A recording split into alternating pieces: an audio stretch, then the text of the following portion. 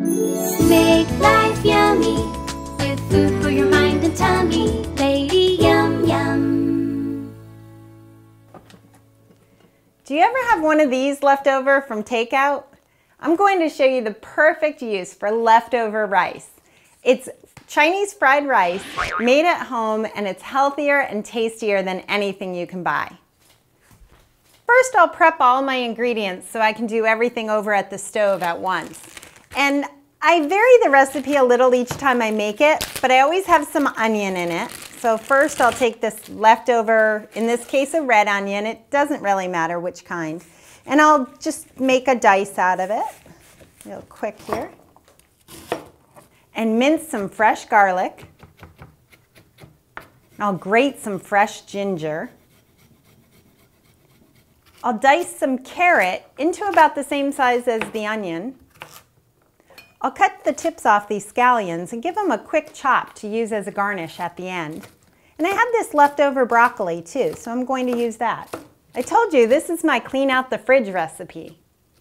Next thing we'll do is prepare some scrambled eggs. I love scrambled eggs in my fried rice, but if you don't, just leave them out or add another protein. Tofu or some other kind of protein works just as well. And I'm going to use 2 eggs, just crack them in this bowl. And I like to crack them on a blunt surface. The side of my sink works really well.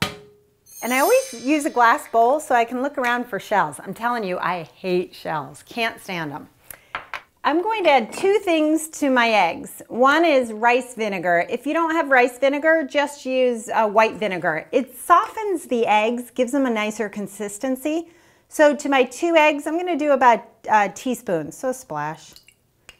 And just another about teaspoon, not even, of soy sauce. And I use a less salt soy sauce. Soy sauce is so salty, you don't need the full strength stuff. Use the less salt. There we go. And we'll whisk all that together. It doesn't have to be perfect, just kind of blended. Now that everything's prepped, we're ready to get cooking. So let's go to the stove. I've preheated my pan, and it's non-stick, so I haven't added any oil. It was nice and hot. And I use a separate pan to do the eggs because I find if you do them in the same pan with the rice, they tend to get overcooked, and so it just works out better to do them in this separate pan. If you want to use just one pan, then make the eggs and then take them out of the pan and set them aside while you're doing the rest of the steps.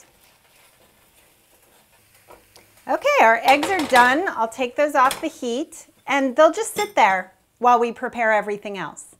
I'm going to add about a tablespoon of oil, I'm using olive oil, to my pan. You can use more or less oil. You need a little bit to saute the onions.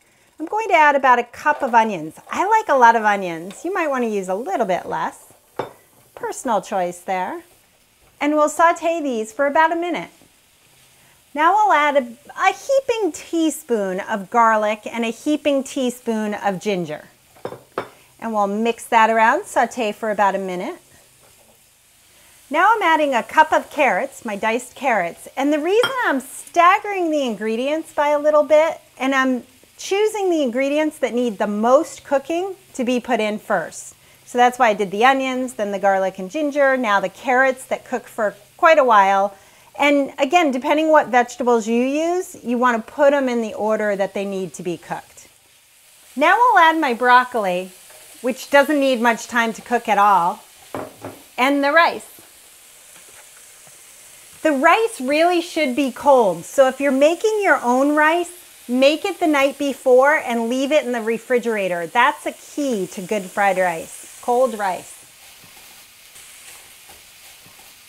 They were packed in this little container, but it's good 3 cups.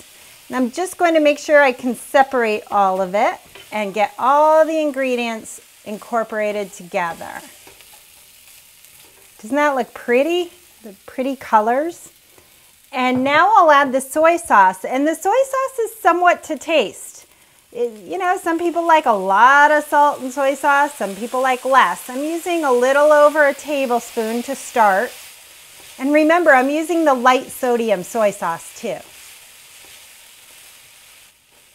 So all my rice is covered with soy sauce, but I'm going to taste it and make sure it's the right amount of salt.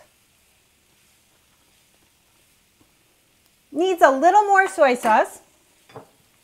So I'll scatter that in there. And I'll add my eggs. Don't forget those.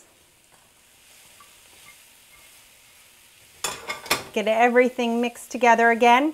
And the final thing that makes it taste like the Chinese fried rice in the Chinese store or restaurant, that's the word, is sesame oil. Making Chinese fried rice at home saves tons of fat and calories. The restaurant versions are full of oil, not even healthy oil like we used, and high sodium soy sauce. So you're reducing all of that and making a healthy, filling, and delicious homemade dish. I often serve this as a main course. I love it for lunch. And sometimes I make it as a side for another Chinese dish.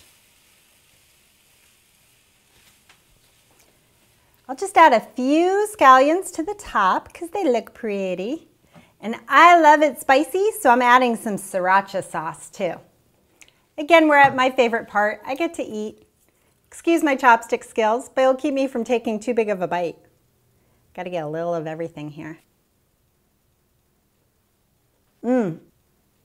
It's delicious.